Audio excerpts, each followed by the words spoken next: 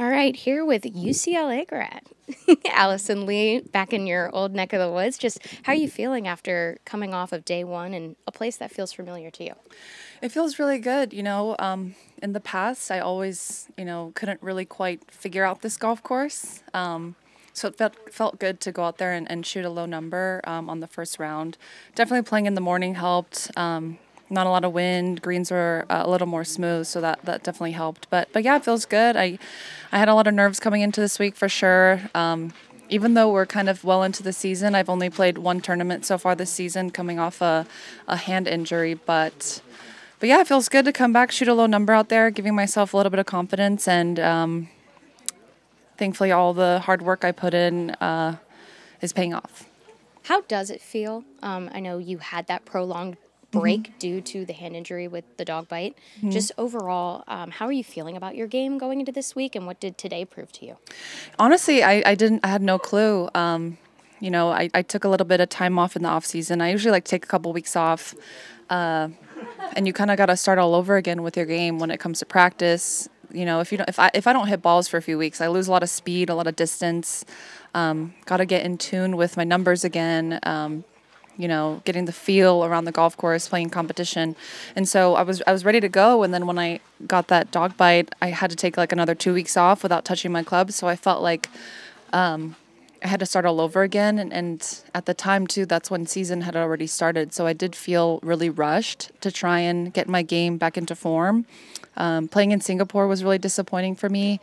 I only had a couple weeks of practice going into that week, but I didn't play as well as I wanted to. So yeah, over the last 2 weeks, I had 2 weeks off. You just kind of start overthinking a lot of the time, and you can very easily get negative about your own game, especially after the week I had. But, I spent a lot of time with my putting coach. I saw my swing coach, did as best as I could to try and prep for this week and try and catch up almost to get my game prepped and ready for this week. So yeah, shooting a low number that first round, it feels good. Yeah. Have you, aside from the swing coach and the putting coach, did you reach out to Fred Couples again? Yeah, we chatted a little bit. I don't think he knew I had to pull out a few events, so I had to update him on everything that happened. And I did, chit chat with him a little bit in the last 2 weeks. And yeah, he's just great. I mean, he's really become a mentor to me, and almost like a personal hype man too. He just always has so many nice things to say, and it's really nice to hear, because sometimes anyone can tell you that. I mean, my boyfriend can go on and tell me how great I am, but it doesn't mean anything, because I'm like, you're supposed to say that. But yeah, when you have someone like him, just who's a legend, who says all these nice things, I mean, he doesn't have to say any of that, and for him to put some time aside and give me a little bit of confidence and tell me things that sometimes I don't believe myself is a lot. It means a lot to me. How have you maintained the mental fortitude I think you found late last year as you've kind of rolled into this year with some of those challenges? Yeah, it's been tough. I mean, quite honestly, I feel like I've been on ice for a long time. And, my biggest fear, too, is losing it, right? I had such a great end of the year last year. And golf is such an unpredictable game. Anything can happen. I mean, I can, have a really good stretch of events, and then the next week you can play terribly. And so that's what your mind always goes to, even though you shouldn't.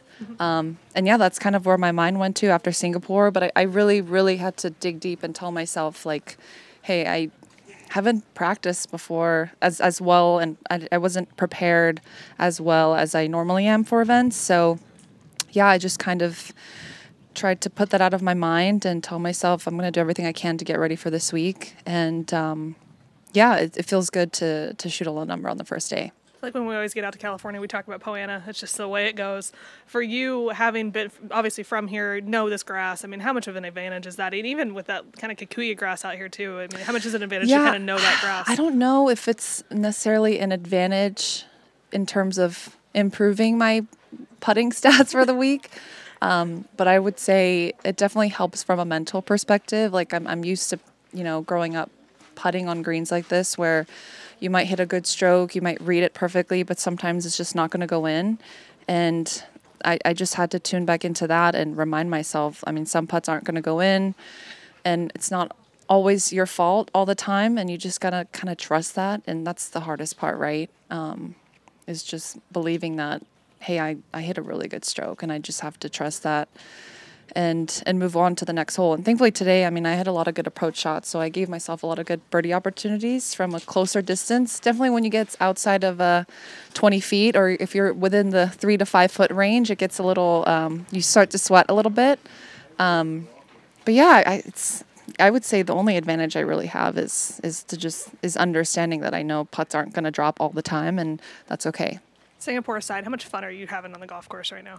Yeah, it feels good right now. I mean, obviously, when you're playing good, you feel good. So yeah, I'm just trying to enjoy every moment. Like I said, I feel like I worked pretty hard and prepped for this week. And that's honestly all you can do. And even if I don't play well, I just have to do everything I can to move on and try and do better the next day.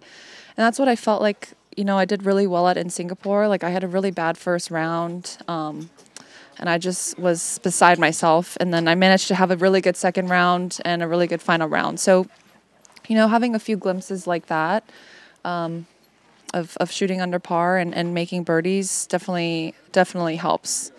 Because, you know, I mean, it's tough to just feel good and be positive when you're hitting bad shots. So, you know, it's nice to see all the hard work I put in really come to fruition, and hitting those shots on the course, making birdies. I mean, being in contention. I mean, that's why we work so hard. So it's been nice. Just one more from me, but we have now the Annika in the fall and now the Seri Pak Championship here in the spring. Just overall, what has she meant to your career, and is she someone that you may have looked up to growing up? Yeah, for sure. Seri Pak and Annika have been, you know, huge movers of the game of women's golf.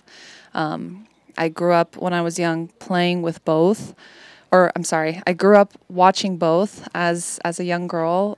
Definitely Seri Pak had a huge impact in me playing golf. You know, my parents are both born in South Korea, so I mean, she was huge. I mean, when she was playing really well, especially my dad, he saw that on TV, and he kind of saw a little bit of me in her too, and that's why he introduced me to the game.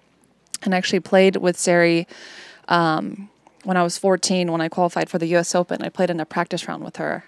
And this was more towards the end of her career, but I just remember like being so starstruck, and that was the coolest experience. And same with Annika, you know, giving back to junior golf. I played in her golf tournament when I was young, playing in AGGA too. So yeah, I think it's cool to still see their names out there.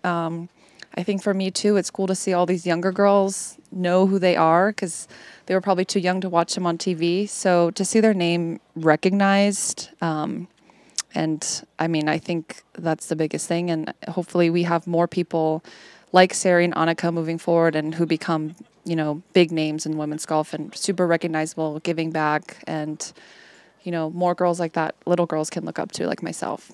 Amazing. Well, thank you, Alison. Yeah, thank you. What's your rating right now?